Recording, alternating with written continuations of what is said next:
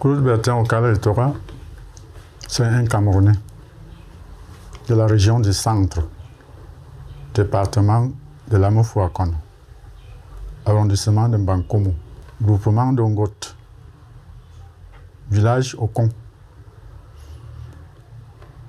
Je suis de la tribu Ewondo. Chez les Ewondo, je suis du clan Mbarkona. Chez le Mbarkona, je suis Mbondobo. Voilà à peu près mon identité. Je suis le fils de Tora Okala et d'Ngono Pauline. Je suis encore en activité. Je suis agent de la Banque des États de l'Afrique centrale. Avant de travailler, j'ai d'abord été chômeur. Dans mon chômage, je me suis ennuyé. Je me suis intéressé à la généalogie de mon arrière-grand-père. J'ai saisi mon père qui s'est senti incapable. Il m'a envoyé chez son grand frère. Son grand frère m'a envoyé chez leur maman. Et l'appétit venant en mangeant, je suis sorti de ce cadre-là pour faire des recherches dans le sous-clan, un sous-clan Vondo, le Okala. À partir de là, les gens se sont plaints que je ne m'intéressais qu'à ma famille linéaire. Il fallait étendre chez tous les Vondo. Ensuite, d'autres m'ont dit non, il faut faire l'étude du clan, notamment le père Kani Denis, maître Kani Denis de regretter mémoire. Il a financé même cette recherche. J'ai fait le tour de tout le clan. Et ce clan est situé non seulement dans le département de la Moufou-Akona, mais également dans la Liké et dans la Haute-Sanaga. J'ai fait le tour de tous ces départements.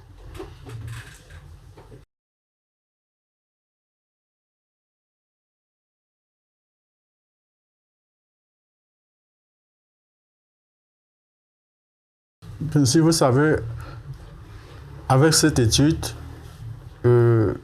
j'étais toujours à côté des doyens. Et ils avaient un rite, le rite Mboman. Ils m'ont dit qu'il fallait écrire pour laisser aux générations futures ces documents ancestraux. En dehors d'eux, les membres d'autres groupes claniques m'ont saisi, notamment des professeurs d'université qui avaient des ouvrages à commettre. Chaque fois qu'il y avait un problème qui concernait le clan, on les envoyait chez moi. C'est ça qui m'a poussé à écrire, parce que je me disais que je n'aurais pas toujours le temps. Moi-même, je ne serai pas éternel. Il faudra que j'immortalise ces connaissances. C'est ça qui m'a poussé à l'écriture.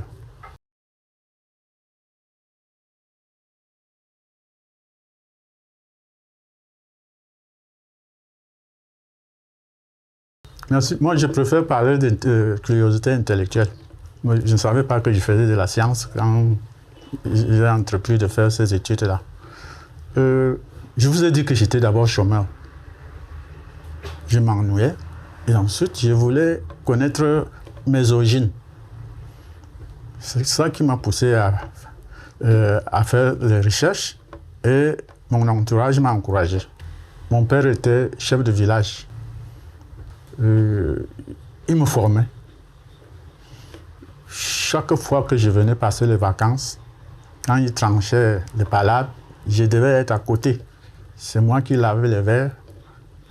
Est-ce que vous savez, dans le tenue du tribunal coutumier, les parties doivent apporter des damjanes de vin de palme, des casiers de bière. Et chaque fois, il fallait apprêter les verres.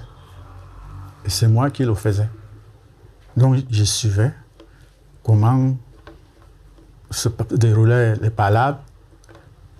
On faisait partir les parties et ils restaient en conciliabule tranché.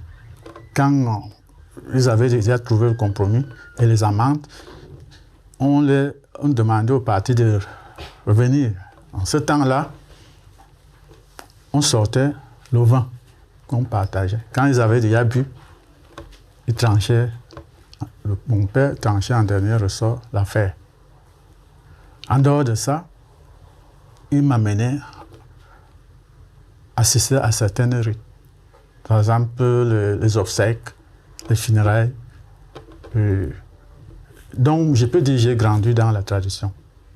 Dans mon entourage, il y en a qui ne maîtrisent rien, qui ne connaissent même pas l'origine du nom de notre village, qui ne connaissent même pas le nom de leurs grands-parents. Ils ont vu qu'avec moi, ils peuvent beaucoup apprendre. Donc, c'est tout ça qui m'a poussé à évoluer dans les recherches. J'ai constaté qu'il y avait beaucoup de légendes. Il fallait les comprendre.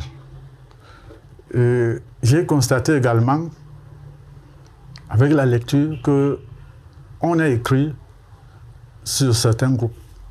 Ces gens-là ont privilégié leur clan. Il fallait qu'il y ait aussi quelqu'un chez nous qui parle de notre clan.